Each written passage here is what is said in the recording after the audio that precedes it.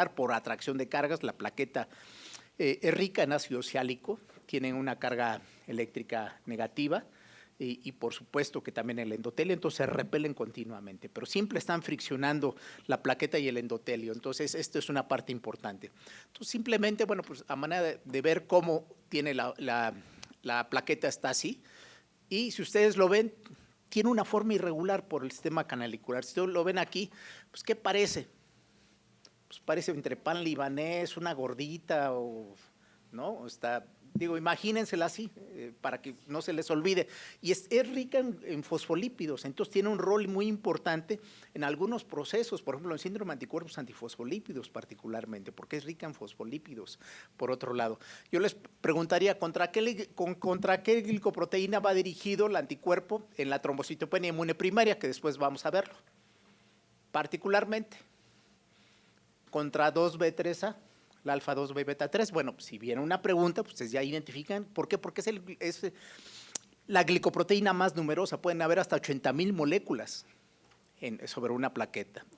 Quiere decir que, bueno, va dirigido contra varios, pero fundamentalmente este es el más importante porque por otro lado, es el más numeroso. Ahora, ¿contra qué va dirigido un anticuerpo? ¿Por qué hay trombocitopenia en el paciente con síndrome de anticuerpos antifosfolípidos? ¿El anticuerpo contra qué va dirigido?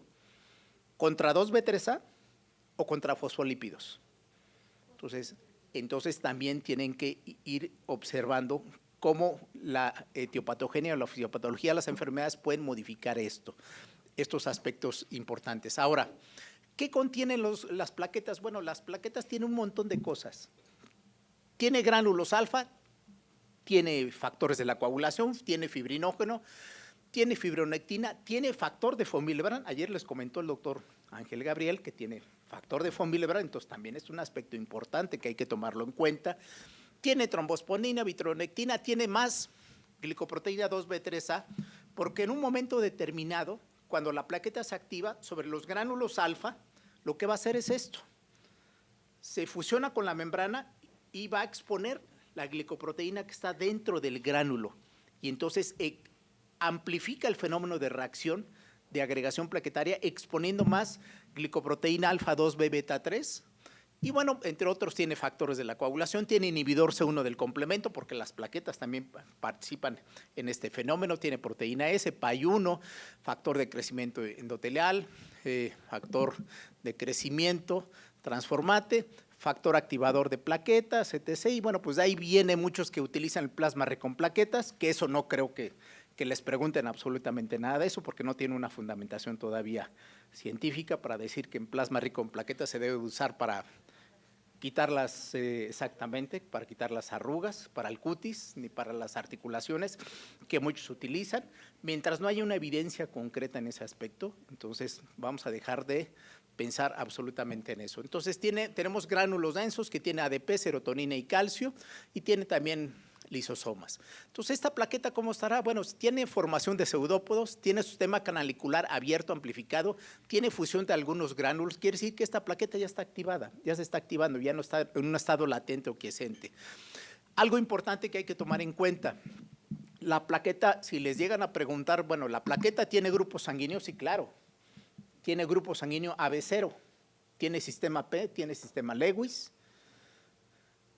y tiene su propio sistema de antígenos plaquetarios, tiene el sistema HPA, así como hay los HLA, por los antígenos leucocitarios humanos, tiene sus antígenos plaquetarios humanos, HPA, que también tienen trascendencia desde el punto de vista transfusional. Y por supuesto que tiene HLA, la plaqueta tiene HLA, claro, tiene HLA, particularmente HLA tipo 1. Ahora, la importancia desde el punto de vista transfusional del grupo sanguíneo en las plaquetas, no por las plaquetas, sino por el plasma que viene en un concentrado de plaquetas o de aféresis, esa es la trascendencia que tiene.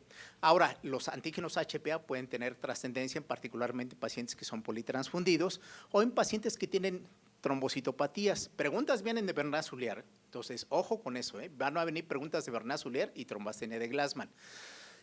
¿Qué problema hay en estos pacientes cuando son politransfundidos? Bueno, recuerden que sobre estos antígenos plaquetarios HPA tienen sus determinantes antigénicos sobre glicoproteínas plaquetarias. Entonces, si el paciente tiene ausencia de glicoproteína 1B9, en el caso de Bernat-Soulier, y yo lo estoy transfundiendo, digo, un paciente Bernasulier no tiene los principales antígenos plaquetarios, puede ser el HP1 y HP2. La mayoría de la población somos HPA1 y HP2.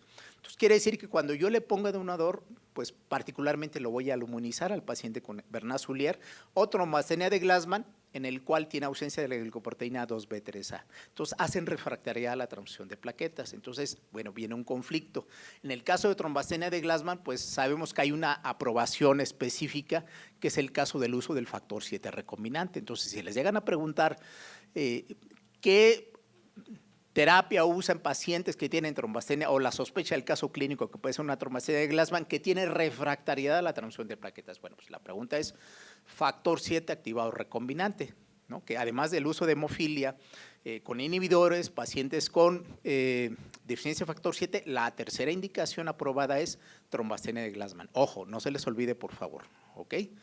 Y otras opciones que pueden ser, bueno, la desmopresina puede ser usada también, hay estudios donde demuestran que también puede mejorar la hemorragia en estos pacientes. Entonces, recordemos la trascendencia que lo tienen los antígenos HPA, porque tienen sus determinantes antigénicos, particularmente, por ejemplo, aquí vemos la 2B3A, y vean cómo muchos de los antígenos plaquetarios humanos, el 11, el 6, el 1, están sobre esta glicoproteína, igual que en este caso de la 1B95. Entonces, tiene trascendencia, sí, claro, particularmente en los pacientes que son palitrasundidos o que tengan algunas de las trombocitopatías. Así que, bueno, pues las plaquetas tienen múltiples funciones. En la fisiología, por supuesto, en la patología también, bueno, pues trastornos de plaquetas, vamos a ver que se asocia a aterosclerosis, pues verse asociado a fenómenos de trombosis arterial, particularmente. Entonces, bueno, pues ahí tendríamos que usar otro tipo de terapia. Entonces, bueno, ¿qué es lo que sucede? ¿Cuál es de las fases de hemostasia? Vamos a verlas rápidamente. Pues la primera fase es la adhesión. La plaqueta se adhiere al subendotelio vía factor de von Willebrand. Ya les decíamos que es una proteína muy grandota y se activa, manda una serie de señalizaciones al interior, esto es a través de glicoproteína 1B95, esa es adhesión, luego se van a agregar a través de glicorreceptor 2B3A y fibrinógeno o fibronectina o factor de von Willebrand. Viene la fase de activación intraplaquetaria, los gránulos se fusionan y se exprime, la plaqueta prácticamente lo que hace es se exprime, ¿no? Se apachurra pues, y expulsa el contenido de sus gránulos. ¿A través de qué? Del sistema canalicular abierto. Así que vemos todas las fases: exposición al subendotelio, vasoconstricción, adhesión, activación intraplaquetaria, agregación plaquetaria primaria, liberación, agregación plaquetaria secundaria. Entonces, la plaqueta, a través de sus múltiples receptores, aquí vemos que esta plaqueta está activada, pues va a llegar al sitio de lesión, se va a sumar al sitio de lesión, no necesita estar en contacto esta plaqueta con el subendotelio para poderse activar. Entonces, primero es la vasoconstricción. Viene el fenómeno de adhesión, daño endotelial, adhesión plaquetaria, cambio de forma y agregación. Entonces, la plaqueta se adhiere a través del glicorreceptor 1B95, eso creo que ya quedó claro, y factor de von Willebrand, esto es muy importante. Diagnóstico diferencial desde el punto de vista de agregación plaquetaria es entre Bernasulier y enfermedad de von Willebrand, porque no agregan con un agonista que es la ristocetina. Claro, no es la prueba que se recomienda la gregometría plaquetaria, de hecho ayer lo especificó muy bien el doctor Vargas, pero si les llegan a preguntar, paciente que tiene la gregometría plaquetaria no agrega con ristocetina, no piensen en von Willebrand, ustedes van a pensar en una probabilidad de Bernasulier, ¿de acuerdo?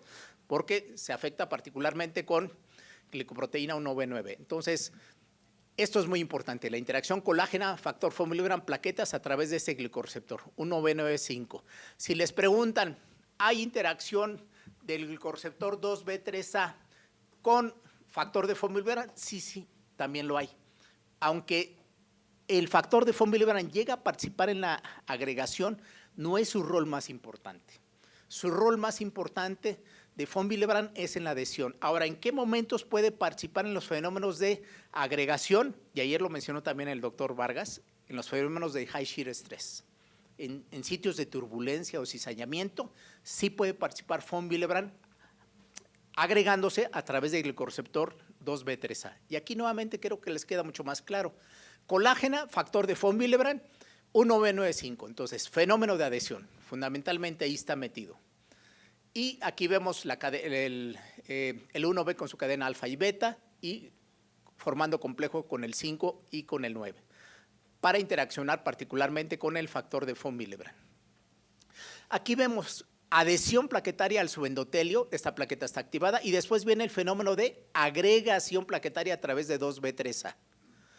¿Y qué es lo que sucede? Por ejemplo, en el caso de 1B95 hay señalización al interior que van a modificar, activar las plaquetas, activación de proteinquinasas, liberación de calcio, y así sucesivamente cada uno de los glicorreceptores van a una serie de señalizaciones al interior para llevar a cabo el proceso de activación intraplaquetaria, modificación de calcio y generación de segundos mensajeros. ¿Qué se libera? Fosfolipasa C y genera diacilglicerol para activar proteinquinasa C, y inositol trifosfato particularmente libera calcio de sus sitios de almacenamiento en un receptor del sistema tubular denso, libera calcio, pues el calcio es necesario no solamente al sistema contráctil, sino porque hay muchas enzimas que son dependientes de calcio, son proteasas dependientes de calcio, entonces favorece el fenómeno de agregación y de activación. Y por otro lado, el fenómeno de activación de fosfolipasa C y generación de tromboxano A2. Entonces, bueno, nada más recordemos, mecanismo de acción de aspirina,